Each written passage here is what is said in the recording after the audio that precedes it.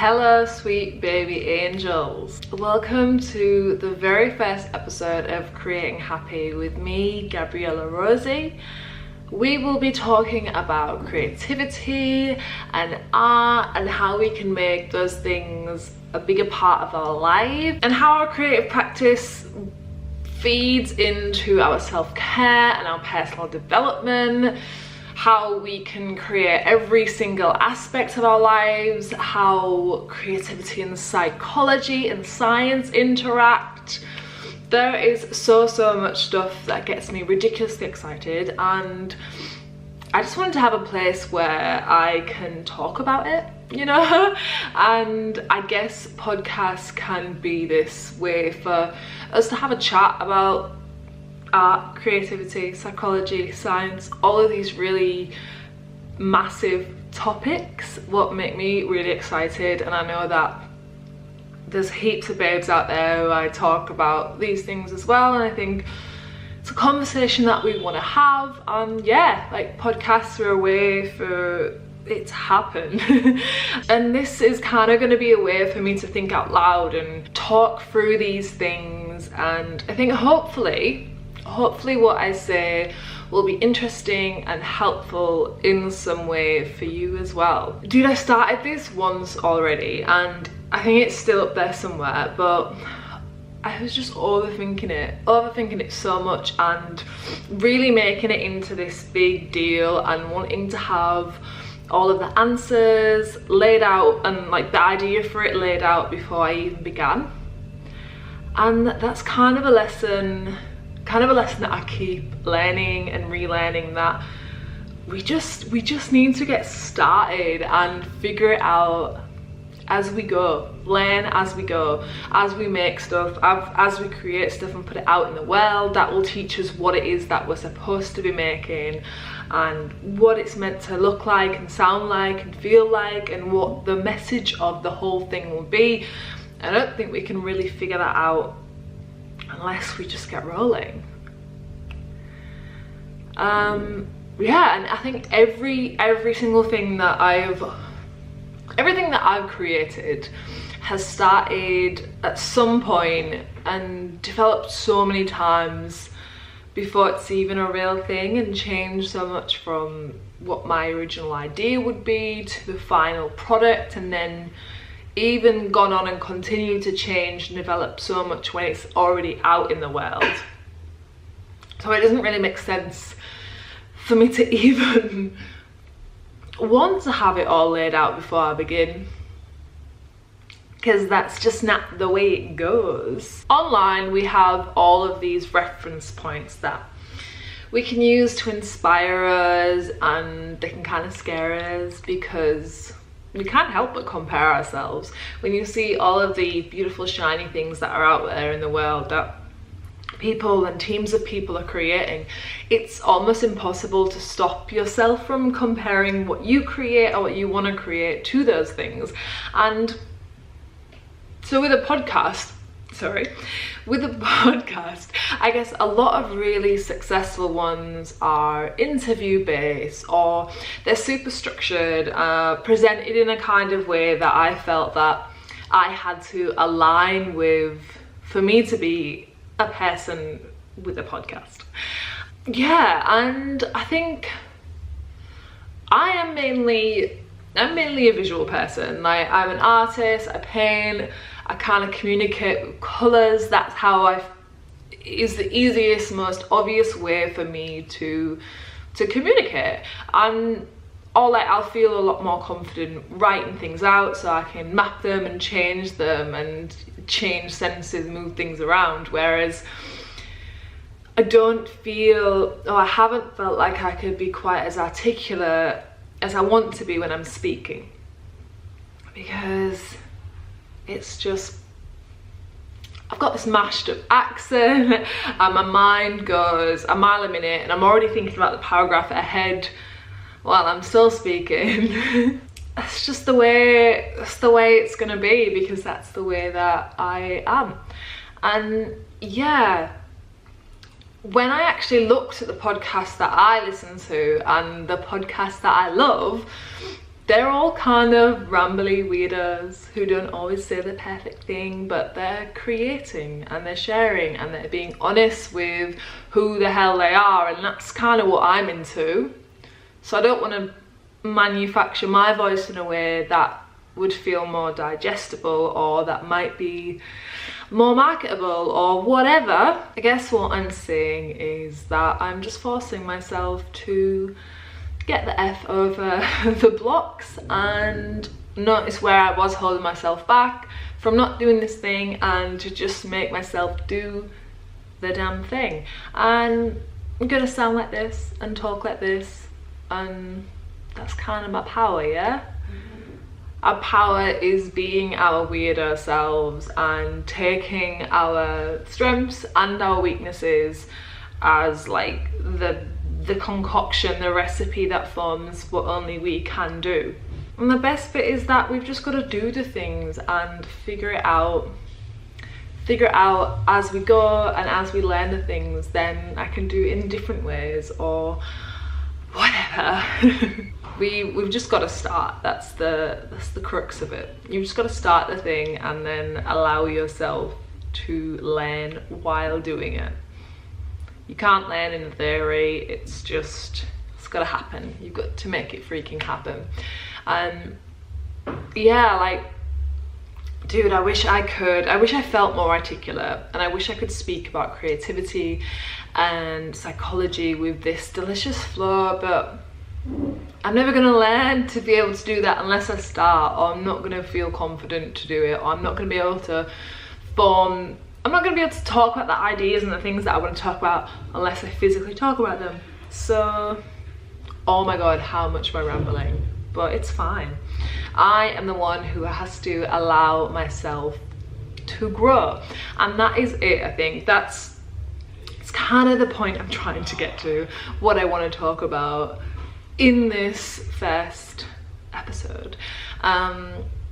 I speak to so many babes who have ideas for these sick things, and or have this pull within them to create something and share it. And then there's all of these blocks, that they come up against, and they're totally imagined blocks, because I mean, I don't actually think that blocks are real. I don't believe in having creative blocks. They're just not a real thing, and they only exist in our heads. But this is probably going to be something that I'm going to go into in a lot more depth in another episode. But I speak to so many babes who want to do their thing, and clearly I still feel this way myself, where we hold ourselves back. We're looking for validation that we should even make the thing, that people want it, and that it's really enough to make it. When really, we don't need anyone to want the thing that we want to make, because it's enough the fact that we want to make it, that we should do the actions to create it and create that work that we feel pulled and we feel drawn to make, because we wish that it was available to us. And it's always like, if you want to create something for yourself, that's when you're going to be making the best thing, because if you want it, there's going to be other people out there who want it as well. So basically, just always make things that you want to make. But I think it's difficult. It's difficult to stop yourself from seeking validation for what you should be creating or what you should be doing. But yeah, the creators, when people create from, I guess, a selfish place, the place of, I want this thing to exist because I would love to have been able to have consumed it from another person, but it doesn't exist, so I have to make it myself. Or there's something that I want to share, there's a part of myself that I want to express, or there's a part of something I'm inspired by that I want to explore further, so we can have a conversation about it. I think when you come from that place of making those things that you automatically feel drawn to and you automatically feel inspired to talk about, share about, or learn about, then that's when we were able to actually make things that have an impact. Because we're letting ourselves be energized, first of all, because we're excited by something, and we're letting ourselves be quite specific. So you're going to go deep on something rather than trying to make it for everyone, and that's actually what helps something to resonate deeper. I was watching an interview with Seth Rogen, who is one of my favourite creators in the whole wide world, and him and his writing partner, Evan Goldberg, they were talking about how when they started writing, so they started writing Superbad when they were 13, which is just remarkable because it's an epic film. Yeah, they made it up from their own personal stories, and they were really specific stories. And I think when they started pitching it, or when they started actually thinking about making it as a real movie in the real world, not just in their, I don't know, like, yeah, when they started pitching it to studios and producers, they thought they needed to broaden it, I guess. But I think because they kept it so specific to their own school life or their own stories that they experienced, like the intricacies of it, that's what made people relate to it more deeply.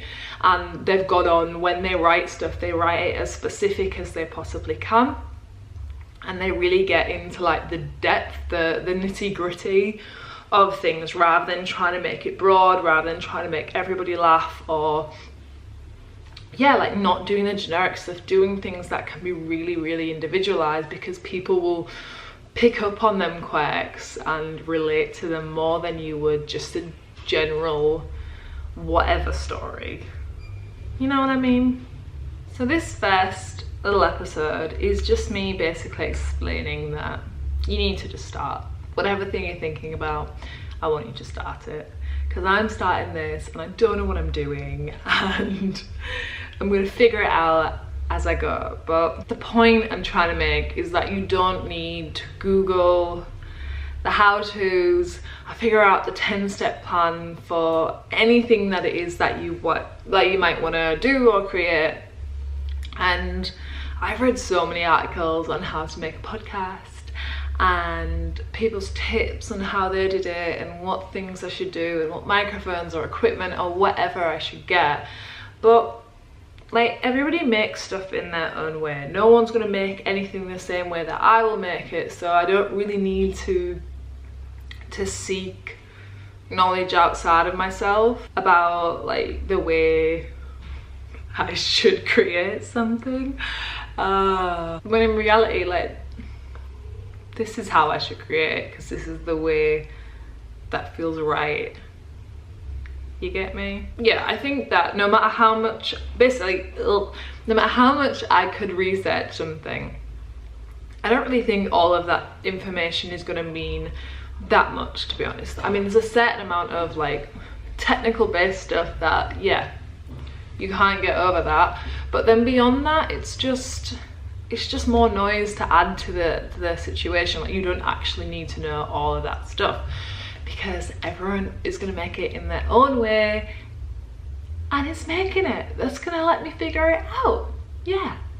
And that's kind of what's quite shit about the internet, actually, that we have access to too much information. Like, before, people just had to figure things out on their own and play with their ideas, and you couldn't just reference everything or get 5 billion sources or videos on how to do something a certain way. You had to figure it out, and that's what helped people, I think, really find their own styles and their own ways of doing things, because you didn't have immediate access to answers. Yeah, when you have to figure it out on your own, that just allows you to create your own techniques with less input from other people. And it's easy to seek out guidance and inspiration when we actually don't really need much of it. I'm that person that will trace through every single memory of every movie that's ever been made before I Google it. Or my little brother will probably just know the answer first, because he's just got a ridiculous memory of like every single actor's birthday. Like, he literally knows everyone's age and height list, and it's just the most pointless skill, which always comes in handy. But anyway, the blocks. We don't need to Google or ask for answers or learn anything new. We just need to start and make the shit and learn while we make it. We have so many ways to create and share it pretty much instantly with a frightening amount of people who could have access to it. And that's kind of removed all of the barriers. Like, we don't need anyone to hire us or approve. We don't need approval to have our own show or place to share, because the internet is that, like, you just upload something and it exists and people all around the world can interact with it and consume it, and that's kind of magic. Like, that's pretty magical if you think about, if you think about how much it's developed from what was previously available for people and how many hurdles people had to jump to have access to the same amount of people that we can easily have access to in a second, in a hot second. And that is literally the most exciting thing to me. And sure, it means that there is a lot of shit to wade through online, but yeah, there's so much space for us to create and find people who want exactly what it is that we create, and find the people who are creating the stuff that makes us super duper excited. I love the internet so much. But yeah, with the barriers gone, when we remove these barriers and remove these kind of gatekeepers who would give us approval, it's almost as if our thinking hasn't quite caught up, because we still seek permission. We still seek permission to be able to share or to be able to create or have our voice heard. Like, we still want people to give us the nod to go ahead, but we've just got to put ourselves on the line and commit to doing something and creating it and sharing it and making it a thing because it feels important to us, and that is completely enough. That's the only reason we really need to make something and to share something, because we feel driven to. Yeah, that's kind of the deal. Like, that's what I wanted to talk about today. Creating happy is a phrase that I've been throwing around probably for like a couple of years now, and I wanted to start making something from the ideas that I have around this phrase, this idea that we can create our lives, that we can create our own happiness, that creating is the thing that can make us happy, that being happy is the thing that can allow us to create a whole bunch of interwoven ideas that I just get very excited about. And I am making a space for myself to be able to talk about them. And if you would like to join me as I think out loud through all these things, then that's pretty exciting, and I'm really appreciative that I have a space to do it and that the internet lets me share it. Yeah, and I think if you have something that you want to create and that you're inspired to talk about or share or explore your point of view on, then you should go ahead and start. You should allow yourself the freedom to play with the ideas and not be afraid to do it in a public forum, because so much good comes from when we explore ideas and allow people to join us on that process as well. There's definitely never been a time when we've been so open to collaboration through the creation process. And I know that in the things that I've created, on the things I'm still creating in my art and whatever it might be, having feedback from other people is so exciting, and it really expands the scope of what's available to make. I used to be quite afraid of what people might think of my work, and I got over that. Not quickly at all. It was not quick, but again, it's very much something that I want to talk about, because I think it's something that a lot of us struggle with, the sharing of our ideas. So we'll talk about that. We'll definitely talk about that. And that's the thing, whatever it is that you would like me to discuss on here, babe, just drop me a DM and we'll have the conversation. But it's kind of like a one-way conversation, because it's just me jabbering on about it. But you can send me messages and that can be the conversation. We can send each other a voice note. So just start the thing, whatever it is that you want to start. I'm starting this, and I'm gonna be taking you along the journey of whatever the hell creating happy turns out to be. And I really like you to start the thing that you want to start as well, and let me know, and I'd love to join you in the journey of you creating it and sharing it and seeing how it develops. Wouldn't it be super cool if a whole bunch of us started new things and we could keep in touch with how they grow and how they develop? And dude, can you even imagine if you create something starting now where it's going to be in a few months or a year or a few years? It's exciting to me. So exciting. Creativity and personal growth is my actual jam. I think I'm going to leave it there because I am.